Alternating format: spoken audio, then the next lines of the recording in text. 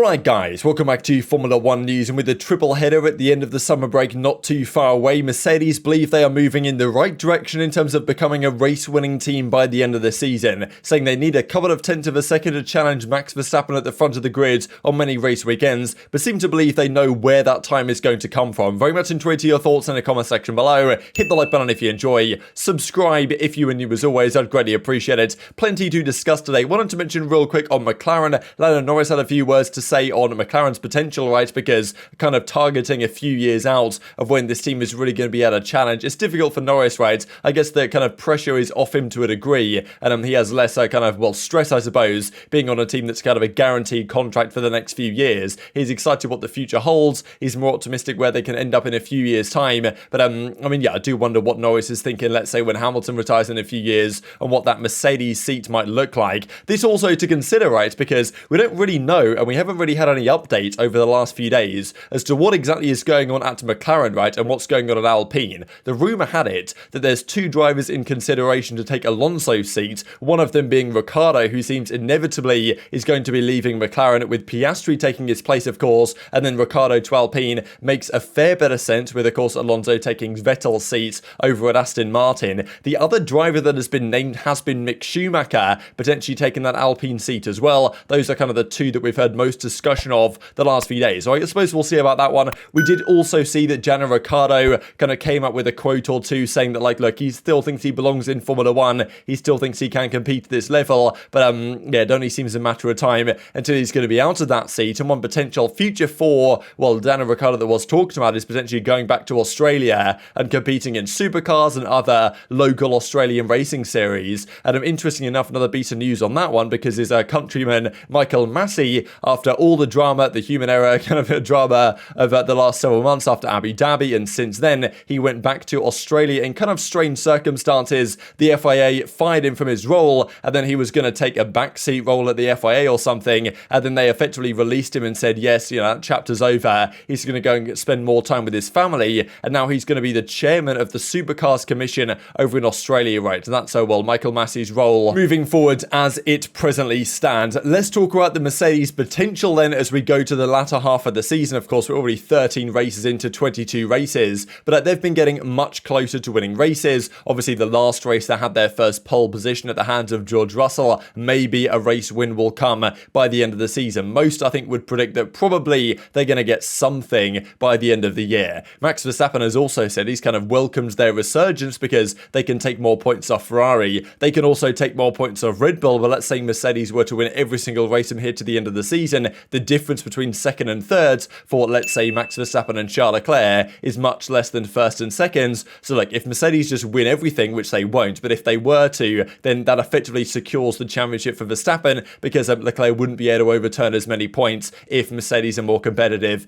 effectively is one of the ideas. Of course, as I say, they can also take more points off Red Bull, but Red Bull have the more consistent car. Ferrari might have the quicker one, in theory, over one lap, but that's not really what counts at the end of the day. So Mercedes have pretty much had the hardest year in their history since returning to Formula 1, at least. It's pretty much the first time in the last 8 years they haven't been kind of participating in either of the title battles. But I do believe at the very least they can at least get on the board in terms of winning a race by the end of the season. Hamilton certainly seems confident of that, and many others believe that's probably going to be the case as well, given the progression that they have shown. And also Toto Wolff recently saying that the first part of the season they were so focused on fixing their issues with the bouncing problem that they effectively left a load of the upgrades in the tank, right? They've had lots of upgrades they can do and will continue to roll out, and maybe the other teams don't have that luxury, but they effectively pushed them back a little bit, so they could fix their issues first. Now they've fixed those issues and still many upgrades on the way. We would expect them to catch up quicker to Red Bull and Ferrari than those guys were pulling away from Mercedes seemingly at the start of the season, of course. And Nico Hülkenberg has said, of course, kind of the 21st driver on the grid this season, replacing Vettel in Bahrain and Saudi Arabia, saying he expects at least a three-way battle between those top teams by the end of the season. So Andrew Schauffele, a key feature of Mercedes pit wall on the engineering side, has talked about the progress that they have made and the fact that they've got a lot of confidence right now that they are doing the right things and moving in the right direction. They understand what the updates are doing to their car, because at the start of the season they would change things on the car and it wouldn't have the result that they expected it to, and that was kind of puzzling them.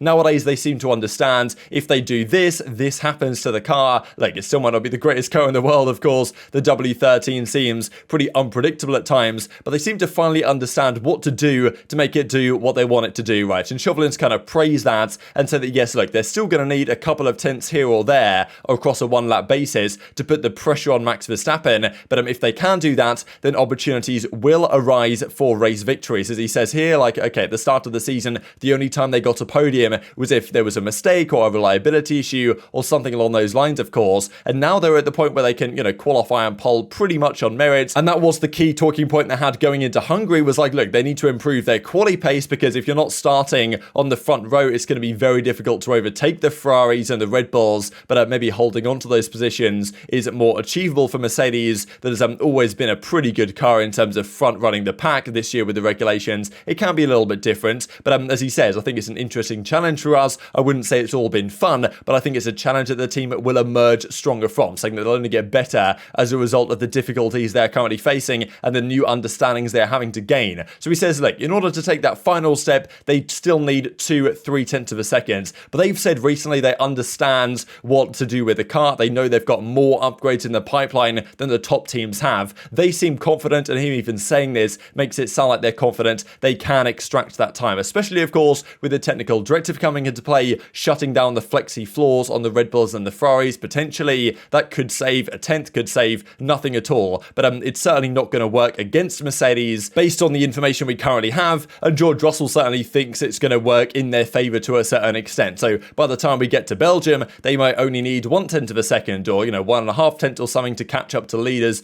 based on those flexi floor bans which are now coming through. Now, I thought this was interesting actually from Chauvelin, kind of saying why they need this extra time. It's not just so they can be on pole position more regularly, but it's also because Verstappen in that Red Bull seems very comfortable, right? As he says, when Verstappen got out in front, he was quite comfortable. This, of course, in Hungary, at the end of the race, there was potential questions as to whether there would be some rain hitting the track, and Hamilton was really hoping for rain because he was, 10 seconds behind Verstappen at the end of the race, I think 10 seconds or so behind him. But if rain had have come in the last few laps of that race, Verstappen was on older medium tyres, Hamilton on newer soft tyres, he would have had more rubber left than Verstappen, you would have thought, and might have been able to close that gap significantly over the last few laps. Could have been entertaining. As it turned out, though, Verstappen was comfortable, and as even Chauvelin says, he was probably managing those tyres, making sure he had some rubber left at the end just in case there was some rain at the end. Of course, it never really came to that, but saying that really we weren't even able to put the pressure on him, right, because we just don't quite have the lap time. As he says, then we can really start to put them under pressure, because it's only when you can put a team under pressure that you really open up those opportunities, right? Red Bull have not really been under pressure for the majority of the season. They barely make any mistakes at all, and even when Verstappen does make a mistake and spins, it doesn't cost him, right, because he still wins the race by 10 seconds. So that's why they need this extra time, because, look, Verstappen's not going to make any errors if he's just out there super comfortable at the front of the grid, lapping however quickly he wants, because no one can catch him up. They're going to need a bit of extra time there in order to actually put the pressure on and make sure that Verstappen has to waste his tyres, right, and can't be saving rubber quite so much, so that opportunities arise in terms of tyre degradation, strategy options, and also having both cars up there is massively important as well from a strategic point of view that they did not have the advantage of back in Hungary as well, which is probably one of the reasons why it cost them the race victory on the weekend. But if they get those things right, there's certainly a good possibility that they will win a race. I'm sure Hamilton wants to be the Mercedes driver to do exactly that. He's on a rather good trend right now. P4, P3, P3, P3, P2, P2, the last 6 races, on a trend towards a P1 sooner rather than later. Belgium, of course, might be a bit soon, but he has said that, the troubles he's experienced so far, he was, actually in a position where the car was leading him around. He was kind of taking the dog for a walk, but it was really the dog taking him for a walk. Now he feels like it's finally the other way around, and he understands the car a little bit better, and the team understands the car a little bit better, so we can actually tame it and, employ it as it was, of course, intended to be used. This also on the Mercedes topic quickly from Valtteri Bottas, just I thought was interesting to mention, because I think what he talked about in this article was that the last few years at Mercedes, he's never really had the input into how he would like the car to be. Of course, Hamilton gets the main discretion on if the car needs changing in this way or that way. Hamilton's going to be the guy that they go to say, look, Lewis, is this okay? Is this not okay? Bottas is the backseat passenger. But he was also saying that at Mercedes, a lot of their work at least was done in previous years on what does the computer say? What do the simulators say in terms of which upgrades or which changes to the car make it quicker? And not necessarily so much on what the drivers thought. And Bottas feels like at times it was just well, it doesn't matter what I say. if the computer says it's quicker, that's what we're going to do. Even though that might not necessarily have been the case, he did say that the majority of the time the computer was correct. But at an Alfa Romeo, he has greater responsibility. Like, he can actually say something and they will actually do it right, which is probably a new phenomenon for Bottas, but thought it was an interesting statement regardless. And just this to say as well on the kind of the temperature of the fuel going into next year, because I thought that this year the rules were also at 10 degrees, even though Giuliano De Kesser is reckoning it's maybe 20 degrees. But effectively, the rules for next year are going to be that the minimum allowed fuel temperature is going to be 10 degrees. I'm pretty sure it's still 10 degrees this season, but effectively, if the temperature outside is 30 degrees, then your fuel has to be at least 20 degrees, because the cooler the fuel is, the more compact it is, the more dense it is, the more you can actually fit in the tank in the olden days. But pretty much it's a bit denser, a bit more explosive, right? So like the cooler the fuel is, the better effectively for the engine to perform well. But I mean, there's obviously a limit on that, right? And we've had even issues so far this season. I think there was one race where Aston Martin, their fuel temperature was too low, and therefore they had to start from the pit lane or something. So still, I believe that potential is still remaining into next year. The teams do seem to have kind of got on top of things now, though. But it's not too long away before we get the Belgian Grand Prix, the Dutch Grand Prix, and the Italian Grand Prix triple header. Very much intrigued to your thoughts in the comment section below. Hit the like button if you enjoyed. Subscribe if you're new as always. Take care of yourselves, and I'll see you next time.